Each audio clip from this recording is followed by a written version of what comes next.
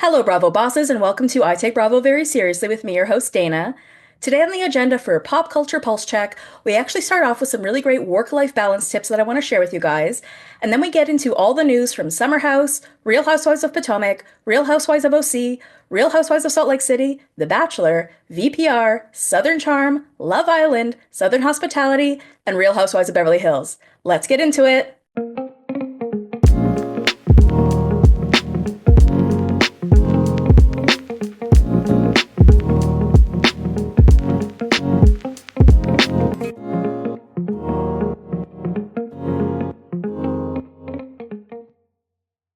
Okay, good morning, everyone. I hope everyone had a great weekend.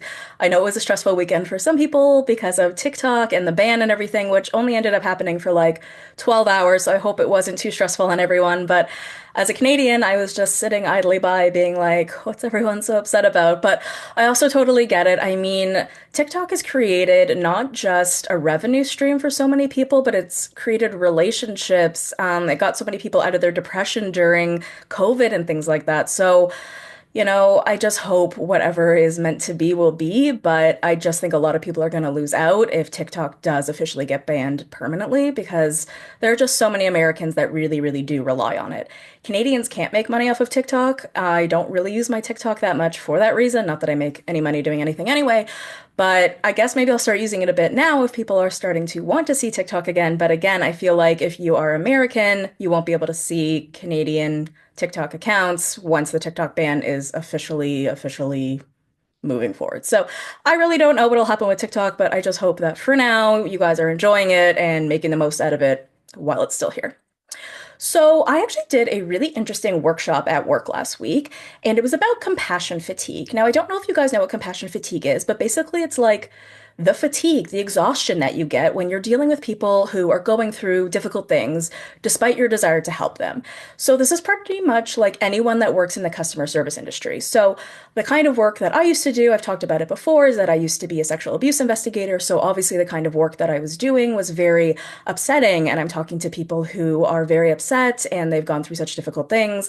And I know that there are a lot of people out there who, like I said, deal with customer service type of jobs where you are dealing with people who are going through a lot and, it does take a lot of a toll on you.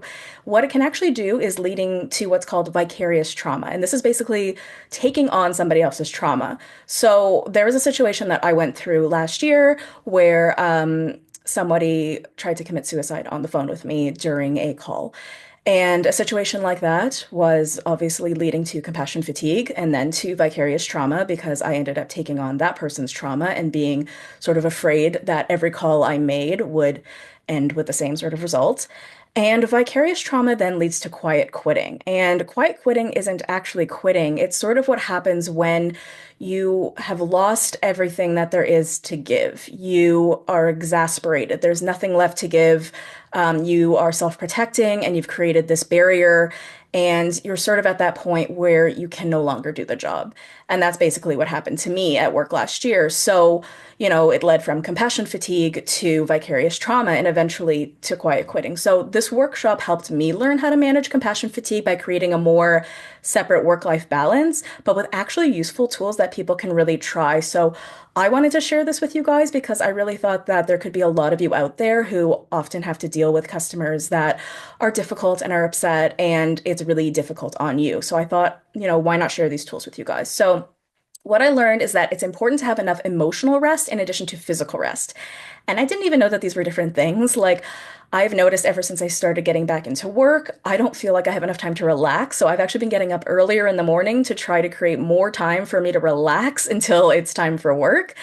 And it wasn't enough. And that's what I just realized. Like, it's not the same as having emotional rest. And so you need to figure out what's emotional rest for you. And I'm still just trying to figure out what that is for me. It's important to have a person who's like the person that you can trust with everything and is like your go-to person to talk to. And then if you're dealing with someone who's difficult or upset at work and you don't have time for emotional rest before your next call, you can do the physical actions of fight or flight. So basically what this means is if you're in a call with someone and, it's a very distressing situation and you feel like at the end of that call, you're going to have a fight or flight response, determine which one that is for you because for each person it's different.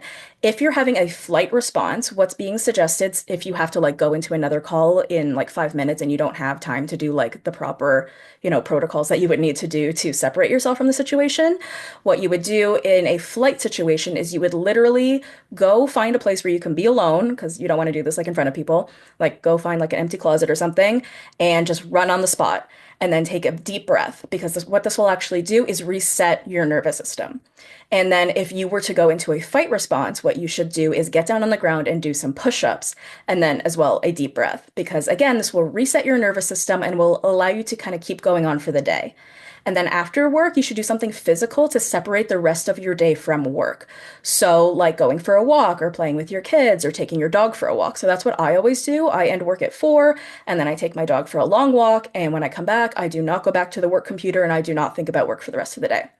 And then your nighttime routine should also be, those typical things like no blue light 2 hours before bed, which who can really do that? Honestly, every time I've tried that one, for my sleep more so, it's like, what am I supposed to do for 2 hours before bed that doesn't involve TV or my phone?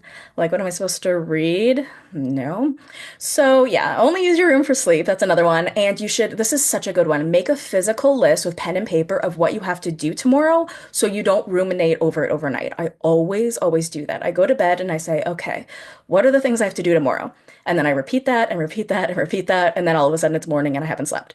So it's really important to put that on a physical piece of paper or maybe even in your phone, not look at it again so that it's sort of separated yourself from your sleep. You've written down what you have to do tomorrow and then it's separate. You don't need to look at it again until tomorrow. So I hope some of those tools were helpful for you guys. I've started to try to implement them myself, and I have really found them to be helpful. So if you want any more information about this workshop, let me know. Send me a DM at the Bravo Investigator or send me an email to brunchandbravo@gmail.com, and I will definitely try to give you more info on the workshop. And I think there was even like some printouts and handouts that I could probably send to you guys.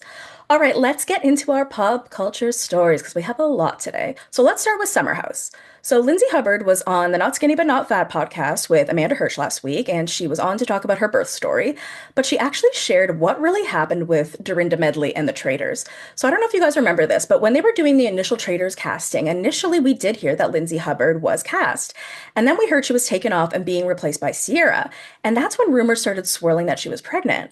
And the rumors were swirling because apparently Dorinda was telling people that she was pregnant. So this is allegedly what really happened. So I'm going to play this clip of Lindsay explaining it from the Not Skinny But Not Fat podcast. I had heard a couple of things that Dorinda had said. So here's what happened with Dorinda. Number one, Margaret Josephs held a Cinco de Mayo Real Housewives of New Jersey premiere party at her house. So that's around like May 5th. You went? No, I didn't go. Oh. But I had friends that went.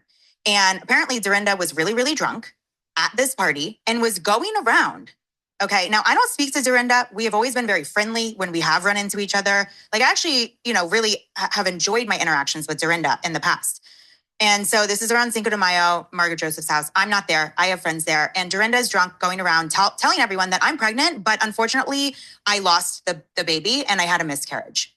That's what she's going around drunkenly saying at Margaret's house. And it's getting back to me from multiple people.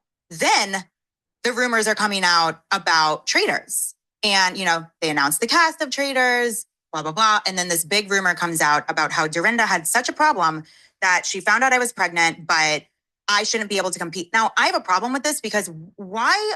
I'm not affecting you. Okay. Now, yes. Is it hard to compete on Traitors when you're pregnant? Because it's like, physically and mentally just a lot on your body. And also you're in isolation and you can't talk to anyone. Right. And you're in Scotland. You're in Scotland. Yeah, of course. Like, should I be on Traitors while pregnant? Probably not. And why also are you getting drunk and running around a party and talking about like how I had a miscarriage when I didn't? Yeah. Especially because I've already had a miscarriage in my life. Maybe she was confusing. Maybe she was like drunkenly. I've never spoken to Dorinda about any of this. But why did she care about your situation? I don't know. Like, this is not, I don't know. Was that so random to you? It was so random to me. Dorinda, that's why, by the way. And I bit my tongue. Like, I haven't spoken ever about this. Like, I've never had this conversation with anybody. Like, I've been asked before. I mean, here's your, you've made it. You've made it, Amanda. I made it. Wow. I mean, Drunk Dorinda is my favorite Dorinda, but like, what the fuck, Dorinda? And like, she's been doing a ton of press lately. She did the Wild File, she did Bravo's Hot Mic because she was on the Traitors, right? So we only got one episode of her, but she's been doing, her press rounds because of the Traitors. So the press rounds have been going well. She's been doing really cute interviews. I've been really enjoying them. And then this came out. And we haven't heard anything from Dorinda on it. I don't know if we will. This is really, really, really bad. Ugh, Dorinda, because she's so beloved, but like sometimes when she gets drunk, she just says the most screwed up stuff. And like that is something really, really, really screwed up. So I don't know what's gonna come from this. I don't remember what account it was. I think it was Bravo OMG who said put Lindsay and Dorinda on the Traitors together and see what happens next year. And like, I wouldn't hate it. I feel like the only people who can battle that one out are Lindsay and Dorinda, but. Not cool, Dorinda. Not a good look. What also came from this podcast was Lindsay talking about her future. And her future for her, she said, doesn't necessarily include Summer House, but she does believe that her future does include TV. She says that she wants to have a meeting with Bravo execs and Andy and like whoever else makes decisions and have a conversation about what we are going to do with Lindsay. She says that she expects Bravo to do something with her because she feels that she is good TV and she's proven herself to be, so she feels like they should find a place for her in Bravo. Okay, I mean, okay, I took some time to think about this because, sure, is she good TV? Yes. Is she, one of a kind, can never find again? Probably not. I mean, I understand that she's sort of outgrown the show that she's on, but how, like, you're not like entitled to be on another show just because you are quote unquote good TV. Also, I don't really know what other show she'd be on. I mean, like, there's New York Housewives, but she doesn't really fit in with the current cast. She definitely doesn't fit in with the old cast. Like, look at, I mean, just age-wise. So I don't really know where we'd see her there. And to be honest, we've never actually seen these transitions. Have we heard in like every interview, Bravo loves being asked, if you'd ever want to be on another show, what show would it be? But have we ever seen someone make a transition from one to another, except for like Taylor Armstrong from Beverly Hills to OC, which is like barely a transition? No, we've never seen someone from Vanderpump Rules go to a housewife show. We've never seen someone from Summer House go to a housewife show. I'm not saying it's a bad idea. I think it's a great idea.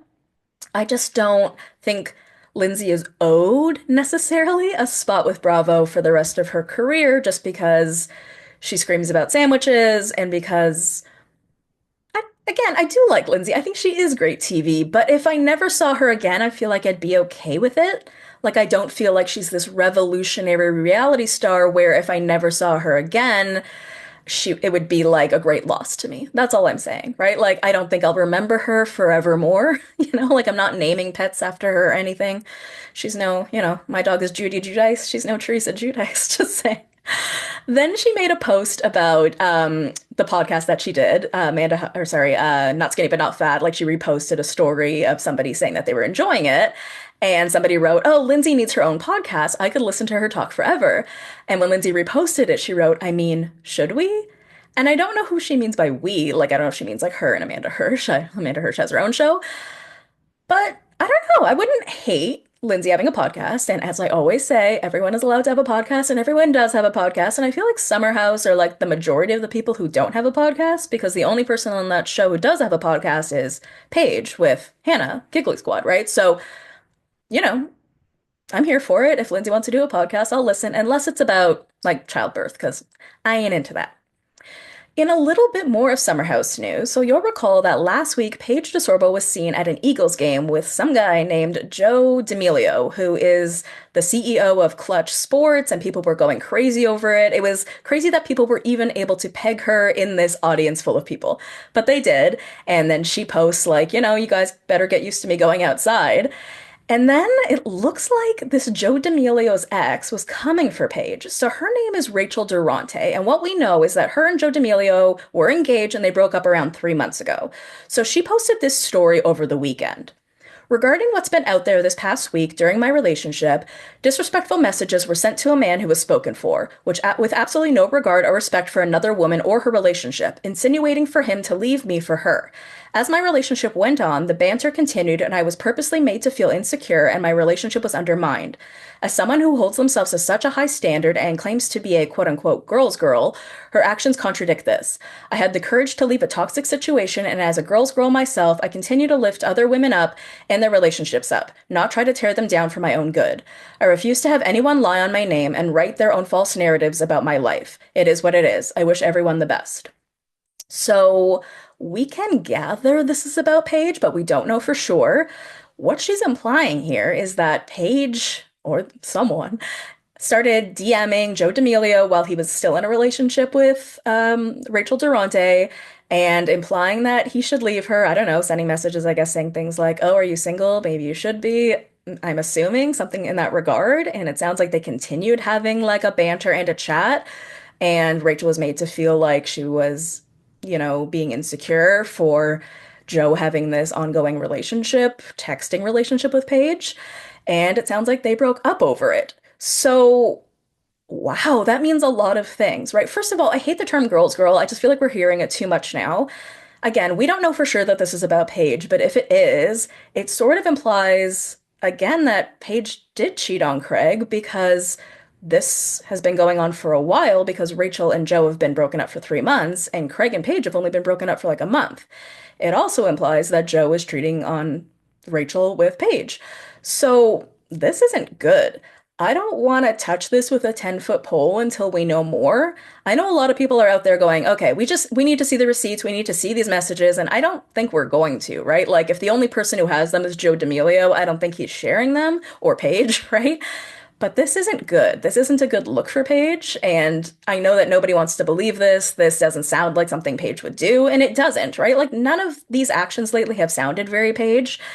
And I guess we'll just sort of have to keep watching to see what's going on. But it sort of feels like something is going on in Paige's world almost on a weekly basis. And you know what? I'm here for it. Oh, and she sold out, or Giggly Squad sold out the Radio City Music Hall over the weekend. They looked amazing. They had these fire outfits on, both Paige and Hannah. It was such an amazing show from what I heard. I've seen the show myself a couple years ago.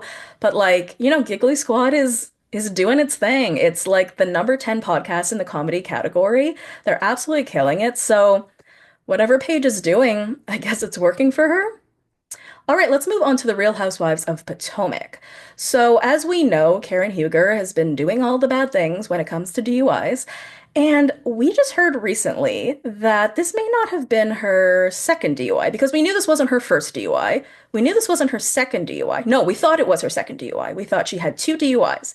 But then Robin Dixon on her podcast said that this is her fourth DUI. So I'm going to play you this clip from Robin's podcast. This happened again. I mean, apparently this is her fourth time that she's, right? Her fourth DUI, I believe I heard. Yeah. This can't happen again. It cannot. It can't.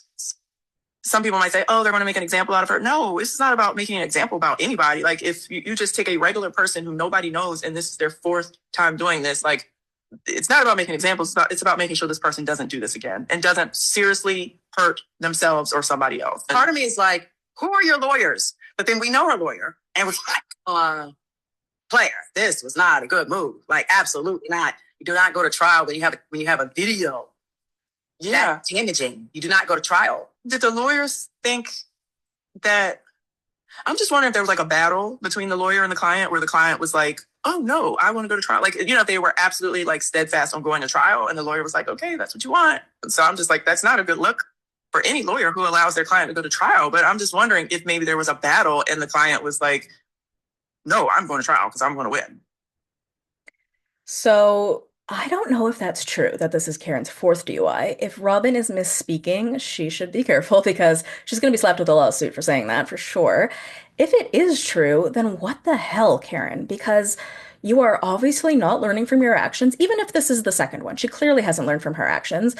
And I sort of understand what Robin and Giselle are saying about her going to trial because when there are so many things stacked against you, why would you decide to leave it in those hands? She hasn't been sentenced yet. I believe that's coming up soon. And we do know that she has gone to rehab, and this was probably at the suggestion of her lawyer and many other parties. But, it's weird for me to say that she's gone to rehab but isn't taking accountability.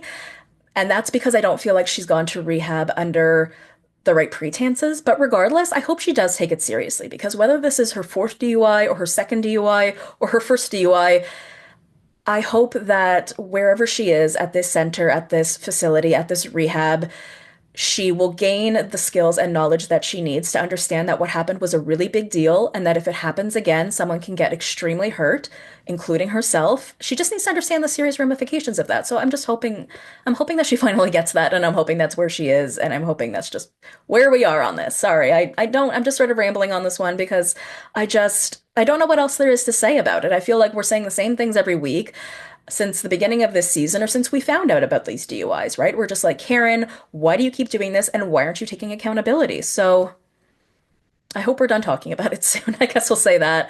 And I'm curious to hear what the sentencing will be. Okay, let's move on to the Real Housewives of OC. So, in that news, we have found out that for season 19 coming up, everyone is coming back except obviously Alexis Polino. So, this includes Katie Janela because we weren't sure about her. She was sort of tentative about it. And I think this is great. You know, last year was an amazing cast, so I'm really happy about that. I just sort of feel like Katie and Jen are going to be on an island on their own next season because even Gina is against Katie right now. She's been doing some anti-Katie podcasts, and everyone else has seemed to have made up. So it sort of seems like there's going to be like this big group of women against Jen and Katie. But at least they have each other, and I'm glad that they have found such a genuine, true friendship through this show, right? Because we talk all the time about like show friends and whether these people are friends in real life, but to actually have met someone on the show and develop a friendship from that is a really beautiful thing, I think. Okay, let's move on to the Real Housewives of Salt Lake City. And we've got some news there that's also some crime news. So, Jen Shah's prison sentence is being reduced again for the third time. So, Jen Shah is set to be released from Bryan Federal Prison Camp in Texas on November 3rd, 2026, according to the Federal Bureau of Prison Inmates database. So I am just so curious your guys' opinion on whether you want to see her back on Bravo, because at this point she's going to be out like next year, which is crazy. Like, I feel like in one sense, morally, I don't want her back. Like, it's not the right thing to do to give someone who's committed such egregious crimes a platform like this. But on the other end, I kind of want to see it, right? I don't know. Do you guys think Bravo would bring her back, right? Because again, they also have to sort of cater to what the audience wants. I mean, we're always mad at them. We always think they make bad decisions, but I wonder from Bravo's perspective, like if there is this big round table decision where they all sit down and decide like whether they would bring Jen Shah back, like I wonder whether they think about the morality of it, right? And how it would look to the network, how it would look to audiences. I don't know. I think a lot of people want her back, which is, I don't know, it's crazy.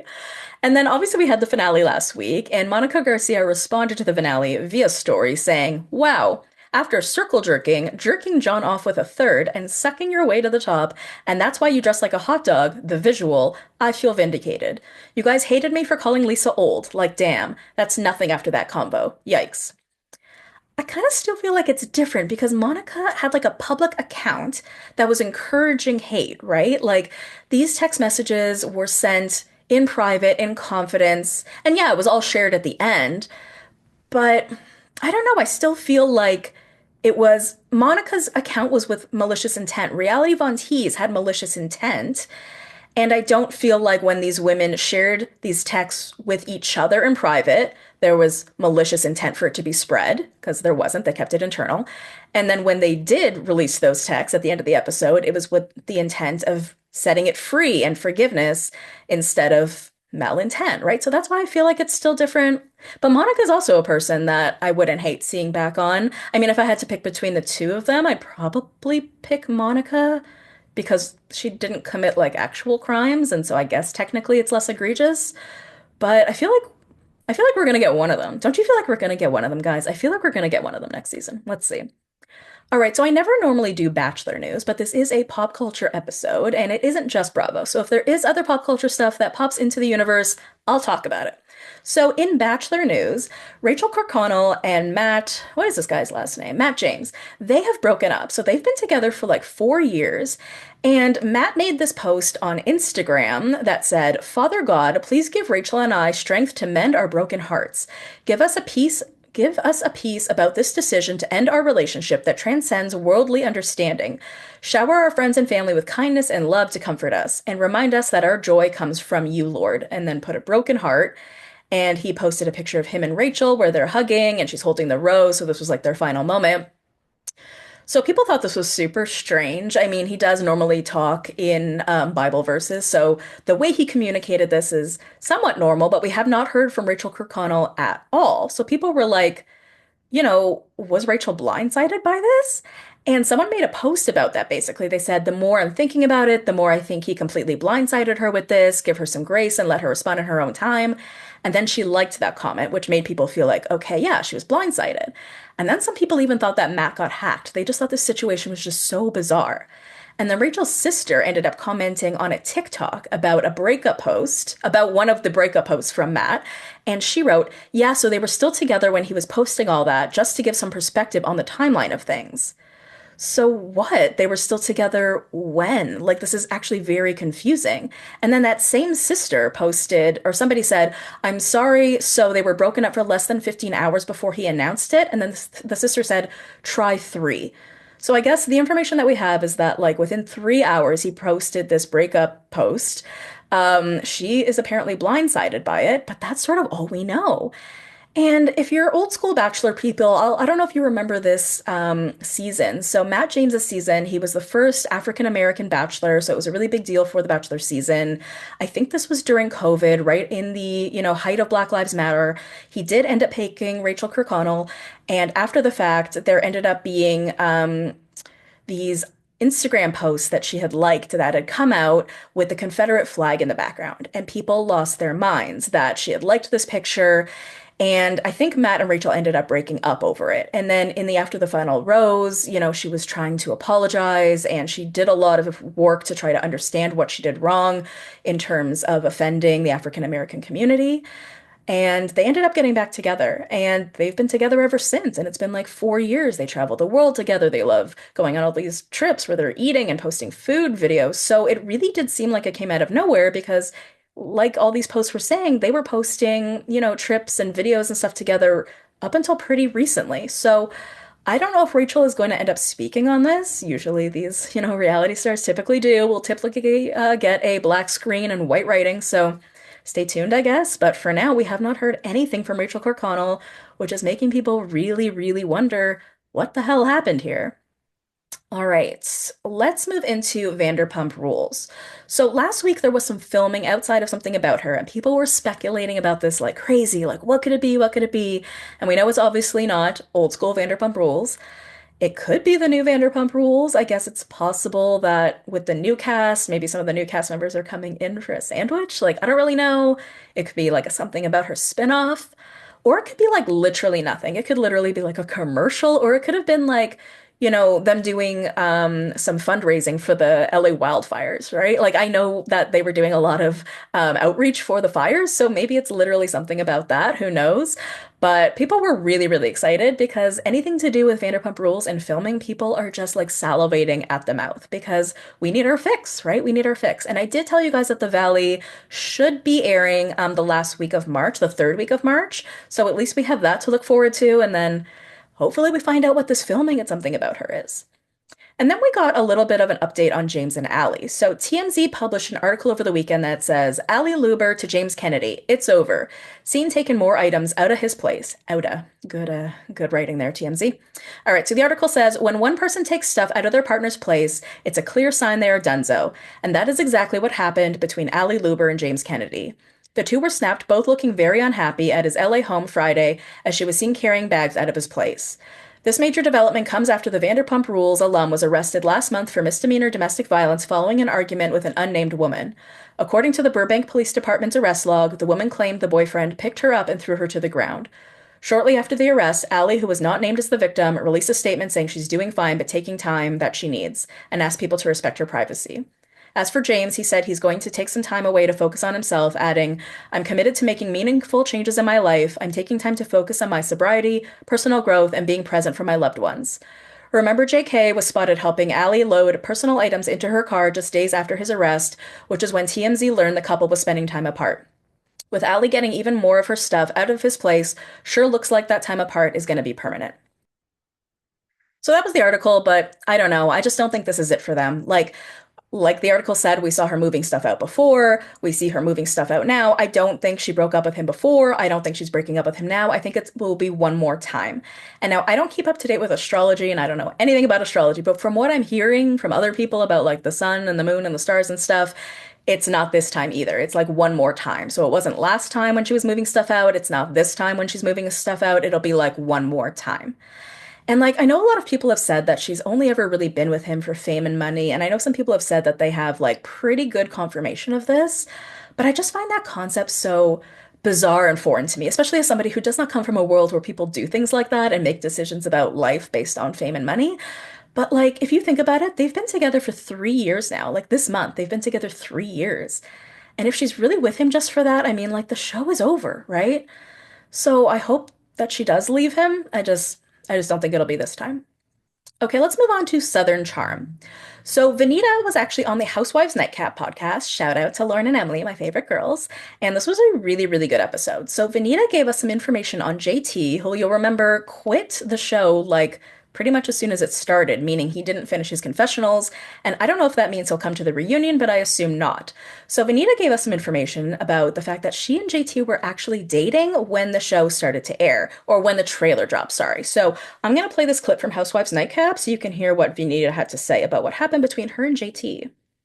JT since the trailer aired, so six weeks ago. Jesus, no, 8 weeks ago. 8 weeks ago.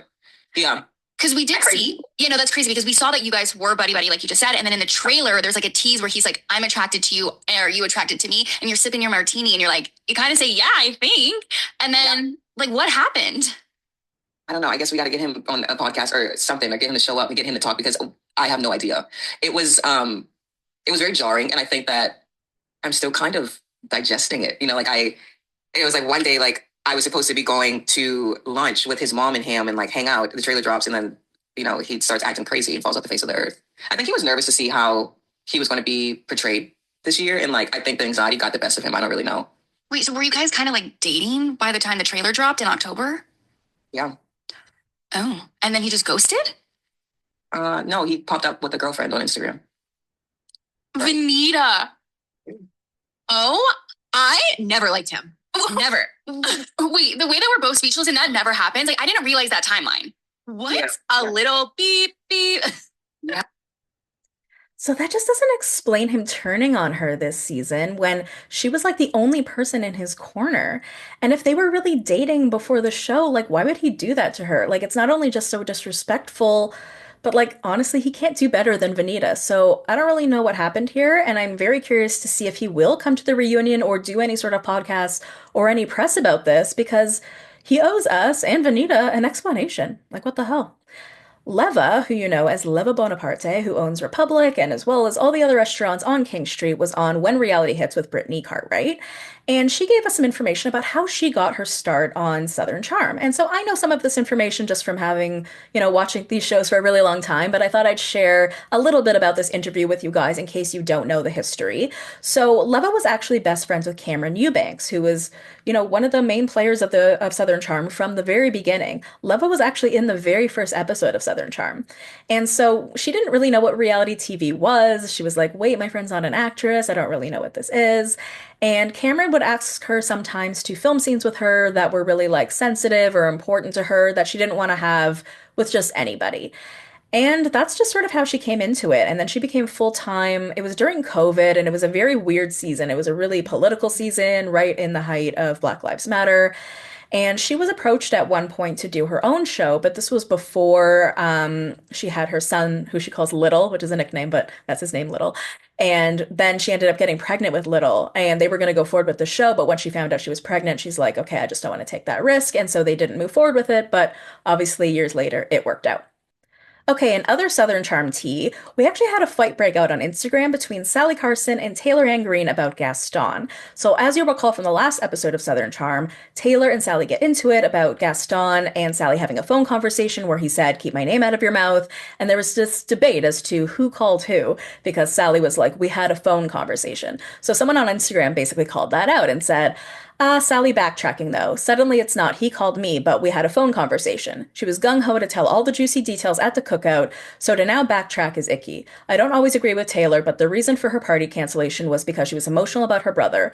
I wish that was conveyed better at the cookout. So the gossip was kept at a minimum. Let's get Sally a new storyline. And then Sally responded and said, I can assure you I did not call him.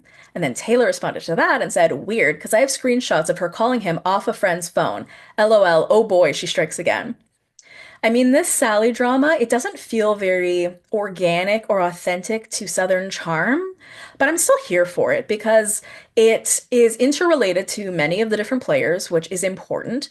But at the same time, I feel like Sally hasn't been fully integrated into this group. Like, when Craig showed up to her house party, I was like, but how do they even really know each other, right? Like, I know she's fits into the group in the sense that she's Gaston's ex and Gaston is now dating Taylor, but who is Sally's friend? That's just what I need to figure out.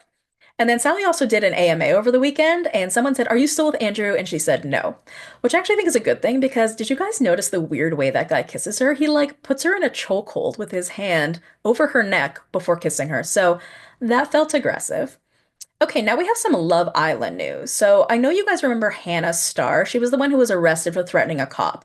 So we have some more information coming out about that. So this is a TMZ article that says Love Island USA star Hannah Smith has just been slapped with criminal charges stemming from her recent arrest in Atlanta after prosecutors say she threatened to kill a police officer. Cobb County prosecutors reviewed Hannah's case and decided to formally charge her with 2 felonies, terroristic threats and willful obstruction of a law enforcement officer, according to new legal docs obtained by TMZ. TMZ broke the story.